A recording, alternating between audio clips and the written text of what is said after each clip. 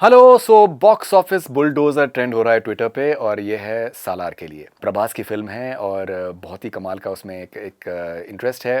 Prashanth Neel director हैं। तो हमने पहले भी जैसे हमने एक वीडियो बनाया था, हमने जिक्र किया था कि केजीएफ के डायरेक्टर प्रशांत नील इस फिल्म के साथ में जुड़े हुए हैं और ये एक बहुत बड़ा एक प्लस फैक्टर है पिक्चर के लिए। दिलचस्पी कमाल की है फिल्म में, बहुत ही ज़बरदस्त दिलचस्पी। और मैं आपको बताऊं कि उसका एक रीज़न किस तरीके से सामने आ रहा है ना। जो ओवरसीज़ में, अगर जैसे हम नॉर्थ अमेरिका की बात करें, जो जो नंबर ऑफ जो थिएटर्स में जिस तरीके से ये पिक्चर आ रही है यूएस में, for example, it is more than anything that has happened for any Telugu film in the recent times, and it is more than से ट्रिपल आर एंड बाहुबली के करीबन 4 गुना ज़्यादा है। 1979 में पैदाइश हुई थी प्रभास की, तो उस नंबर को ये लेकर चल रहे हैं, बिकॉज आई थिंक ये साउथ में ये सब चीज़ें काफ़ी ज़्यादा हैं, सुपरस्टिशंस भी हैं और एक लकी चार्म भी लोगों को साथ जुड़ा होता है। That's the number of screen that they are looking for in US for example. और इससे अंदाज़ा लगाया जा सकता है कि किस तरीके का इंटरेस्ट लेवल है इस पिक्चर में, किस तरीके के एक्साइटमेंट लेवल है इस पिक्चर के लिए।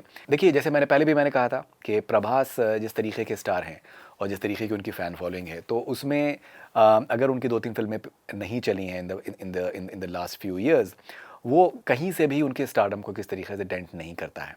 उनका जो फ़ैन बेस है वो कमाल का है, वो इंटैक्ट है।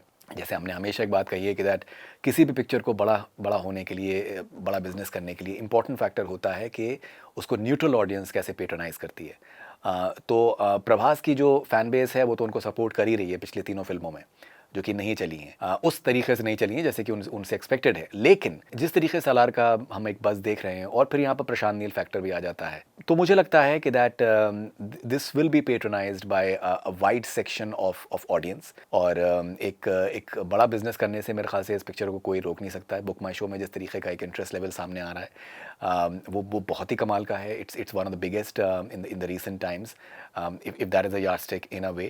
I think that we just have to be waiting for the film to release. एक और भी यार्डस्टिक अगर मैं आपको बताऊं तो ओवरसीज करीबन 5,000 प्लस स्क्रीन्स में पिक्चर आने के चांसेस हैं। That is what is being said. 1979 1980 plus in US and overall around 5,000 plus screens में पिक्चर आने के चांसेस हैं। That shows you the amount of confidence that the makers have in the film. This is just overseas. तो आप सोच सकते हैं कि इंडिया में किस तरीके का रिलीज होगा, मतलब उसके सामने मेरे ख्याल से कोई फिल्म आने वाली नहीं है। ये एक एक्साइटिंग फिल्म है। ये प्रभास की मुझे लगता है कि कमबैक फिल्म हो सकती है। आदि पुरुष के लिए मैंने at any point of time मैंने कहीं पर भी नहीं कहा कि that this is going to be a film big hit at no point of time, because somewhere, you know, all of us, we knew कि that picture में वो बात नहीं लग रही है। It's not having that appeal somehow. It's missing something. लेकिन सालार के बारे में हम कह सकते हैं कि that there is something very exciting about the film. Prabhas has been presented very very I think larger than life. And मैं एक बार फिर से रिपीट करूँगा कि that for me I think Prashant Neel is the trump card over here.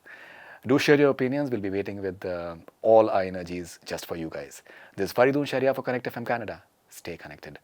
Do subscribe to our YouTube channel.